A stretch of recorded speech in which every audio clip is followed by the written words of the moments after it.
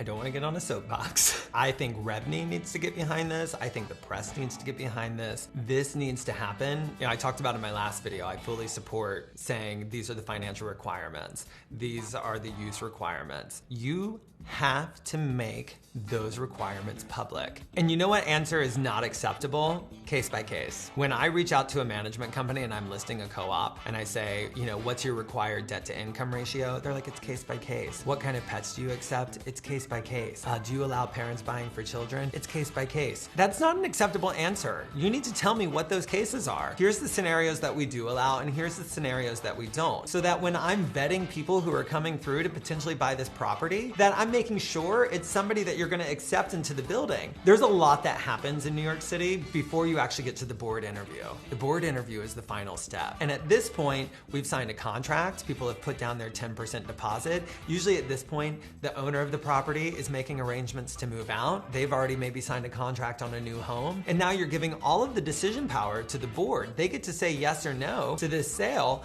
And all of these people have spent months thinking that they're qualified because everything that you told me was vetted. I vetted this person to make sure that they met the requirements, and the board is allowed to reject. And not only are they not required to give a reason why they rejected, they will not give a reason because they don't want to open themselves up to litigation. I'm not saying to take away rejection rights, but you do have to disclose why. Because right now, what we have going on in New York City is legal discrimination. People getting rejected, and it made no sense because they had the post-closing liquidity requirements, they have a great job, they have great credit, and we still got rejected. And I think a lot of times it's because somebody on the board doesn't like the company that they work for. And to get to the finish line, you have no idea how you're fucking with these people's lives. Not only has the buyer spent all this money, on legal fees and banking fees and appraisal fees and all of the things that go into the purchase, only to be told they can't have it by some stranger that they're never even gonna meet. But on top of that, the seller has now made a financial obligation to their new home,